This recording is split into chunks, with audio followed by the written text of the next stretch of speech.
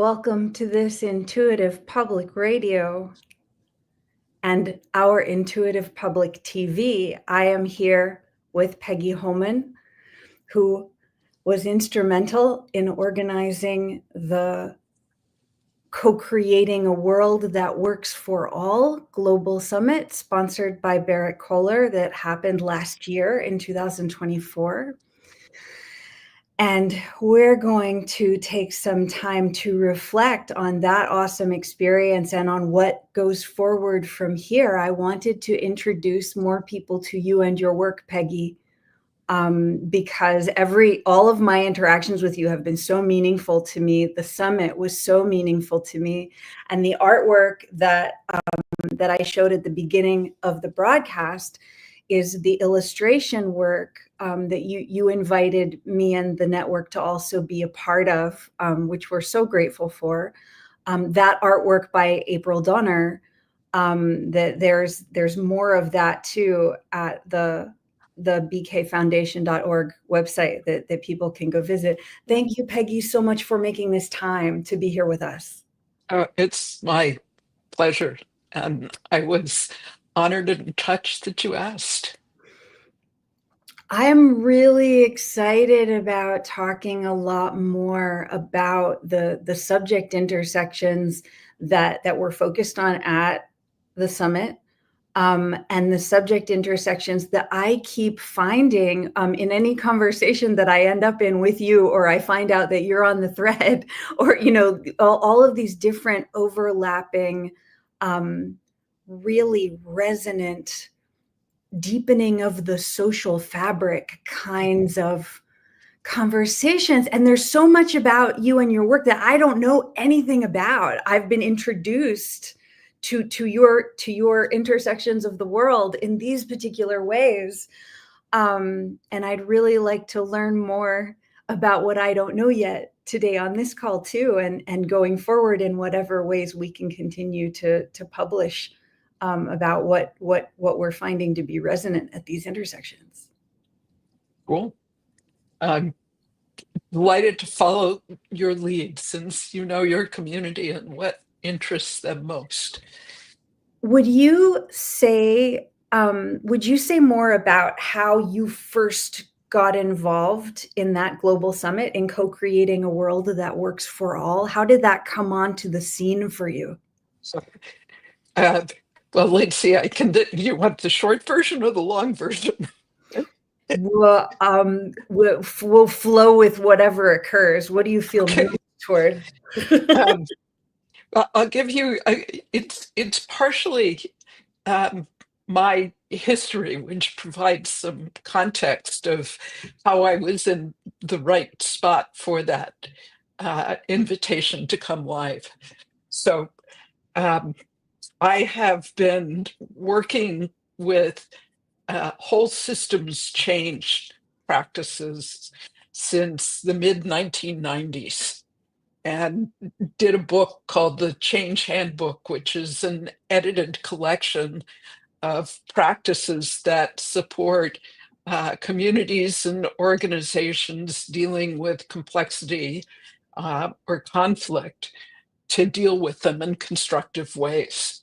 Yeah. And that the first edition of that book was published in 1996 by Berrett-Koehler Publishers. And we did my co-author and I did a second edition in 2007. And then I did a book also published by Berrett-Koehler in 2010 called Engaging Emergence, Turning Upheaval into Opportunity. And so most of my working life has been coming to first to discover these practices where the needs of individuals and the needs of the whole could both be met, which is what drew me into this kind of work to begin with. And a few years back, I was invited to join the board of the Berrett-Koehler Foundation, which is a nonprofit associated really just by its founding by the publisher and CEO of Berrett-Koehler Publishers. And uh, through my affiliation with them, I met a man named Praveen Madan, who runs an independent bookstore in the Bay Area called Kepler's. And a few years back, he got me involved in running what we ended up calling Reimagining Bookstores, which was an online open space that brought together people running principally independent bookstores and other parts of that system, everything from readers to suppliers, brought them together. And, we figured we'd get 150 people, and that's my husband walking by. And 600 registered, 300 actually participated in that. And it was an early, well, it was by far the largest online open space I have ever been part of running. And Ben Roberts, who was my partner in doing co-creating work that Worked for All, worked with me on that as well. Well, fast forward from that, a community that still exists grew out of our doing that back in 2020. Well, in the meantime, Praveen, who had been the chair of the Berrett-Koehler Publishers Board for a while, became the CEO. And as he was moving into that role, he put the bug in my ear of what would it be like if the foundation, I should step back and say one more thing. The mission of Berrett-Koehler Publishers is connecting people and ideas to create a world that works for all. And the Berrett-Koehler Foundation's mission also has as its heart this idea of co-creating a world that works for all. And so Praveen came to me with the idea of the board of the foundation running a program around that mission of co-creating a world that works for all. And the idea of that kind of, lit my imagination. And so I reached out to Ben to help with the tech side of it. And we brought together an international team to plan it. So Lucy Makuria from Kenya, Pablo Restrepo from Colombia, Tony van der Zoen from Amsterdam, and some others. We worked hard to have the whole of the world involved in some way or another. And I want to say the way that you did it was amazing. I've never experienced something like that. I know that there are people using like some of those combinations of tool sets in certain cases. There was such a profound resonance of people bringing themselves into presence with one another from everywhere, all over the planet. So the intuitive network is vastly worldwide. We have groups in so many different places, but because our group members are typically very severely affected, we have a way of presencing where we can't see or hear one another, and we don't know if we can regain contact with one another, like message contact. And we're still bringing ourselves into presence with one another, bringing ourselves into presence with that which is invisible. Our loved ones are out there, and, we don't know what's going on, but we're bringing ourselves into presence with that. And I found very resonant, similar modalities with the summit, where there were people working with these modalities and able to be there and see one another's faces and hear one another's voices and work together and exchange messages. And because of the similarity of those modalities, and because the vibration was so in alignment with what we had been practicing without being able to reach one another most of the time, it was an especially powerful experience. And the global nature of that, I know it must have taken a huge amount of work to make that possible. It's hard for me to imagine what you would have had to go through to make that work. Um, First, let me say, meeting you and having your community involved and hearing you talk about the vibration being in alignment, the sense of presence being resonant, thrills me more than I can say, because we had no idea your network existed, or so to discover we were doing something that was congruent and welcoming, um, is enormously meaningful to me, and I think everyone involved in our team, because I have a basic belief that we're all longing for belonging. And Yeah. I think that the modes in which I have been working for the last 30 plus years, I mean, there's an ethic with explicit in open space that Harrison Owen, who created open space, which is, the core process that was at the heart of what we did, Mhm. of welcoming the stranger. Yeah. And I tend to think of it as a permeable circle, so that whomever shows up, it's simply a matter of making the circle a little bit wider. And the thing I have learned in my years of working with it is kind of the essential underpinning is curiosity and compassion. Those are the qualities that show up. And the how did we do it? I was part of an in-person community from the late 90s to early 2000s called Spirited Work. And it was, we met 4 times a year using open space from Thursday afternoon to Sunday. And the organizing question, because the thing that creates the space for an open space is its focus, is its organizing question. Yeah. And the underlying question of spirited work is, what does it mean to be a spiritual being in a material world? Yeah.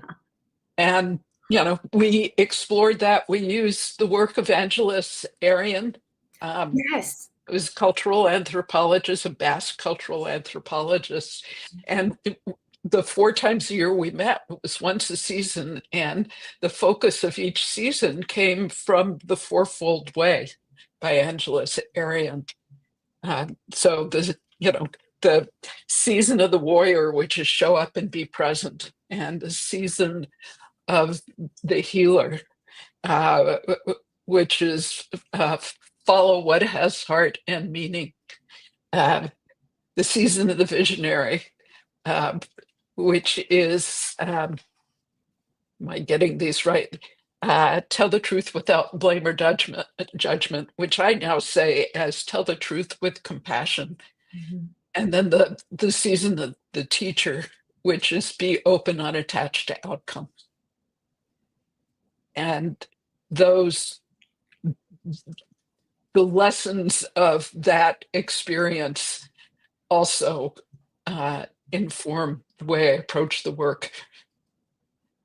And I'll say one more thing. You look like you wanted to say something, but I'll add one more piece that more directly informed and gave me the confidence that we could organize co-creating a world that worked for all. Because this is sad to talk about now, but in 2003, some colleagues from Israel reached out to Harrison uh, to bring together 25 Israelis and 25 Palestinians. They met in Rome because it wasn't safe to meet anywhere else, and an Italian foundation funded this. And they met for 3 days in open space. It was a very profound, as you can imagine, experience.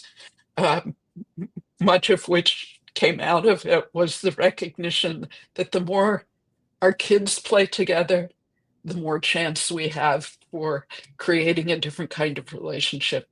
Well, Harrison came away from that experience, wrote a book called The Practice of Peace, and started doing workshops around it, and offered to do one with us at the Whidbey Institute. And I told a friend and dear mentor who passed last October, actually October 23, at the age of 92. She was the one who created Spirited Word. And I came back and told her Harrison wanted to come do this. And she said, great, I'm going to invite Odorun Waklu, an Indian friend who'd been involved with solving conflicts around Kashmir and Pakistanis and Kashmiris. And I had heard from Pablo, who was working with, peace negotiations around the FARC in Colombia. Light bulb went off, and I said, we're inviting them all. And so rather than a workshop, we hosted a conference at the Whidbey Institute called The Practice of Peace, and brought people from all over the world, from Bosnia, from Nigeria, from Haiti, conflict zones from different parts of the world. We ended up with people from 26 countries, about 125 people. And the energy there, I literally felt like I was part of a conduit, because we invited the people that we had met along the way who were familiar with open space to co-host with us. And so the holding of that conference, and of course our Israeli and Palestinian colleagues came as well, but it felt like we were just running energy throughout the whole of that experience. And it's rippled through in so many ways to this day, in terms of friendships and connections. And it was people in that group that I tapped to help us reach different parts of the world to do the online conference. And had I not done that work in 2003, there's no way I could have imagined being able to pull off the online conference that we did. That's almost 20 years later. That's amazing. I'm not surprised that you see me, having things to say. There's so much that connects with this. One of the things that I would like to say is that I and others experienced with that global summit in 2024, and this is something that we like to highlight anywhere we can, because it's pretty rare for a community to have enough of a foundational energetic stability. It might not be stable in all ways, but like what you're describing about the kinds of practices being brought in, the kinds of presencing, the kinds of awareness, welcoming the stranger, being curious, receiving into the circle, not really knowing necessarily where people will be coming from or what their kinds of languages. And there's natural named languages, and then there's sociolinguistic variation, which means that you and me could be speaking English and have no idea what one another is actually saying. You know how widespread the differentiation in people's ways of communicating is.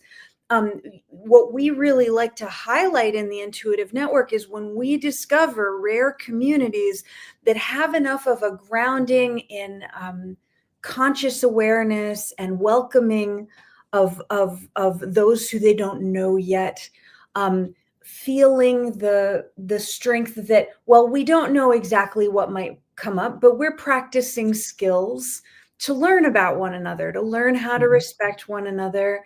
And there were a couple of things that you said a few minutes ago, and I'm not remembering them right now exactly, but they line up. I remember responding to them in my body because they line up with, we don't need to just be afraid of any new contact point. We have particular ways of opening to potential connection in a safe way, not in a putting ourselves at risk way, but in building bridges.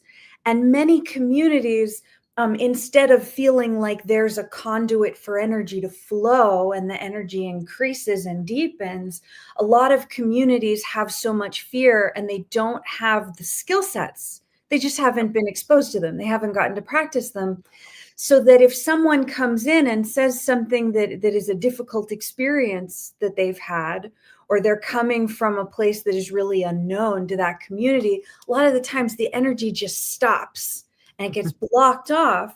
But then those kinds of issues never get resolved around those community spaces, and a lot of people become invisible because of that. So when we are reaching out to communities, when we find communities that are practicing these kinds of skills, it is so powerful because most communities don't realize how much they're cutting off the voices of whoever are the most vulnerable around that community, whoever is most othered around that community. And without repairing that, without bridging that, we don't get the benefit of learning from one another's incredibly diverse lived experiences and nourishments and strengths.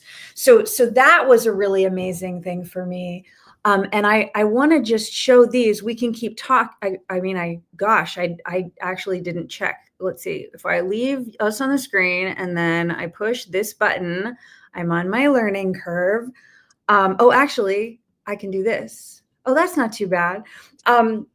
So this is April Donner's artwork that she did, and you and me and April and Ben collaborated through. And I just wanted to show some of these here. Wait, I'll put it more on the screen like that. Okay, yes, and people can still hear me. New skills. Okay, so here are some closer zooms in of this really beautiful artwork. And I mean, in this artwork, a lot of what we were drawing out was what is it that we in the Intuitive Network found to be part of the Global Summit for Co-Creating a World That Works for All, that we found to be very unusual and tremendously strengthening, tremendously life-affirming. Peggy, you brought in this languaging. I had encountered it somewhere, but it wasn't solid in my mind. Designing for the margins, you brought that back in for me. And that is a really key element of the work we've been doing, and what we found the summit to be doing. We all of a sudden, we actually could access parts of the summit where usually we wouldn't be able to access community activities There we are. Did I do that? I hit all the buttons. It seemed to work. So it was such a standout experience in that way. And you've said a lot about what's been meaningful to you, and maybe you'd like to say more. And I'd like to also touch on what you're planning to do next, like what you're working on now and going forward, because I would like to be involved in supporting that. Thank you. So, just to reflect a bit on your experience, which I find enormously affirming to hear. And I think the thing I'd say is most of us, at least in the US, and I think a lot in Western culture in particular, we have been trained to put a high value on certainty. And frankly, we're in times where, we're joining the rest of the world where you can't rely on certainty. And so the capacity to be resilient, to roll with what shows up. And that's where I find curiosity and compassion particularly vital. That's what my own study of emergence, which is the essence of what happens with open space. It's a welcoming of, whatever happens is the only thing that could have, one of the principles of it. And it's a whole different set of skills. And it's actually, I think, given what's going on in the US and other parts of the world right now, the degree of uncertainty of just about everything, the skills of being present to the uncertainty, to the unknown, and to be able to show up clear-eyed and centered in oneself. It's kind of been the journey that particularly those of us who practice open space, but larger than that, many who work with the kinds of whole system practices that inform us do. And I'm putting a link in your chat to a piece that I call Emergent Design for Generative Change, which is, kind of facilitator speak, but it's essentially my framing for what do you do when you don't know what to do. And may I share this on the screen also? Please. It might take me a minute to. Oh, there it is. I'm trying to get a clean link that I can put up here. Let's see. Yeah, it'll take me a minute, but please continue while I do that. Yeah. So you're asking me, what am I working on now? Honestly, the thing that's holding my attention the most at the moment, there are two things. I turned 70 later this year, and I'm very conscious about moving from, leading the charge to listening for where can I be most of service in supporting a next generation in doing this kind of work of supporting communities, organizations, people who are dealing with uncertainty. It's not solo work to do that. And so I find myself more involved in coaching people who are in situations where they're, seeking to do that in different communities. And The one specific place where I am spending time is there's an annual conference of open space practitioners, and it travels the globe. We were in Istanbul last year, and it's particularly important to me because Harrison Owen, who created open space technology, the you know basic form Yeah. uh, that we use, died last March, and so going to Istanbul was important to me because I'm I'm one of the older practitioners out there doing this work now, and it seems so needed at this time. Yes. Um, this year's conference is going to be in November in Kenya, and there's a certain specialness to that because the insights that led Harrison to create open space in 1985 were largely influenced by experiences he had in Liberia when he was working with the Peace Corps. And so this is the first time that it's the World Open Space on Open Space, or WOSANOS for short. It's the first time that it is being held on the African continent. So there's a certain sense of going home again. Wow. And so I have been working to support the Kenyan team in preparing to play host. I'm so looking forward to hearing more about that. And myself personally, I've been working very hard for a lot of years to regain my ability to travel.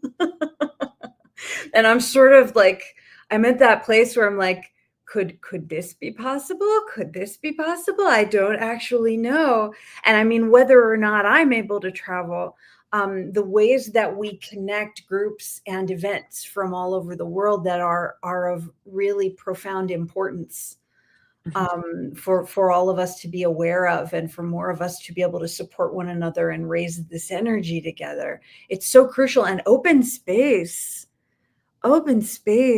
is huge. It's open space itself is part of the originating elements of the intuitive network. I had a Wow. very tiny little experience with open space technology before the intuitive network was catalyzed to occur. And in the intensity and severity of what birthed the intuitive network, some of those principles came in to how we had to organize things. And then I realized later, oh, right, because I was at a particular conference and they were describing it, and we were using it in some cases. I was like, oh, that's some of where I picked this up. And I didn't remember until years later that had been involved. So it's so neat the ways that that's coming back in now. I'm going to put this up on the screen one more time with your, let's see, your Substack. There it is. And I'm glad to find that too. I didn't realize that you were on Substack, and now I know. It's I just moved there, so this is also on Medium, and so this is actually the first time I've put it out here with a Substack link. But it's what you say gives me goosebumps, and I hear Harrison's voice because he used to talk about, you know, those principles naturally emerge. Um, he talks about them as descriptive of what's going on when you're using open space. And I think of the essence of open space as an invitation to take responsibility for what you love, which is Yeah. a super profound concept because, first off, it means I have to get in touch with what matters most to me. And the invitation to do that, to look inside and notice what calls me, is something that I know certainly in American culture many of us are so busy, we never stop to ask ourselves, what matters most to me? And that, frankly, for me, is the guide that keeps me sane when entering into a complex or conflicted situation, is seeking that core. And then moving from that place, finding my allies, finding kindreds who also care, um, and getting clear, speaking that purpose and aspiration that calls us together. And from there, we can differentiate. We can, take on the different aspects of it that matter to us. Because, some people like to get into the nitty gritty. Some people like to be bridges and communicate to others. And, as long as we're all traveling in close proximity to, kind of that essential core that ties us together, you can get a whole lot more done. Oh, the life energy is unparalleled from that place. It heals bodies. It does amazing things. Yeah. And it's a natural way of working. And Harrison used to talk about the construct called open space. We know we've arrived when the construct is dissipated, and it's simply the way we work. And that's what I hear you saying, is that you integrated the ideas of it enough to simply show up and be present to what matters and invite others to do the same. And where we have been able to survive and build in situations where other people don't think that is possible. Mm-hmm. And it is partly because of open space technology elements. Yeah. I am so excited getting to talk about this with you. I hope that we can have a lot more conversations like this one. I'd be delighted. Whoa. Talking to you about it makes it clearer for me. And I'll say one last thing. A dear friend whom I have worked with over the past almost 30 years, an Israeli woman, Tova Avabuch, has a wonder little book called Initiating and Inviting Generative Change. And it is both excellent about how to grow this way of working. There's a place where she talks about, people often say after an open space conference, well, it was a great experience, but not much has happened since then. And she has written the most cogent explanation of how that people come to feel that I've ever seen. And it's, if we're working in a linear fashion where we've set the goal and we work towards the goal, well, everybody's focused on the goal. So, we're clearly paying attention to that. But when you're working with emergence, things just show up and we're not necessarily tracking them. And so myriads of things happen.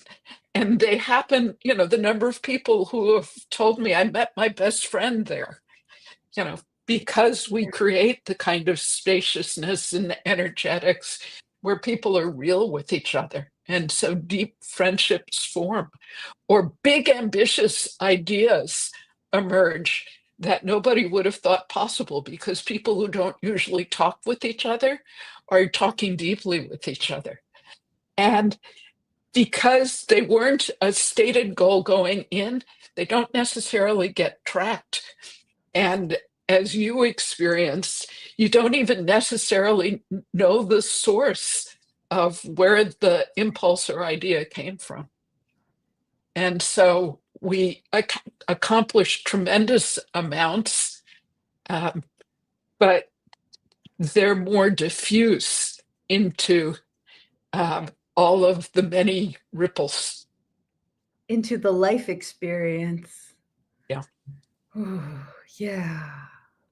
I'm so grateful for the work that you've been doing, that I've been exposed to. I'm so grateful for the opportunities to interact with your emergent community life energy. Thank you for everything that you've brought into my world and to the world of the Intuitive Network. Um, I'm going to invite you back to Intuitive Public TV. I hope you'll say yes. Anytime.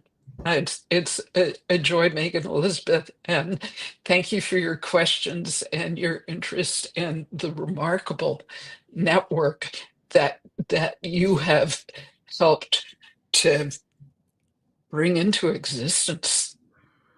Let's all keep going. Let's go. Let's all keep doing what we're doing. There are really good things happening. Yep. So I will wrap us up, I suppose. I never want to, but I do it over and over again so that we can have segments, then we can have another segment, and then we can have another segment. Whew.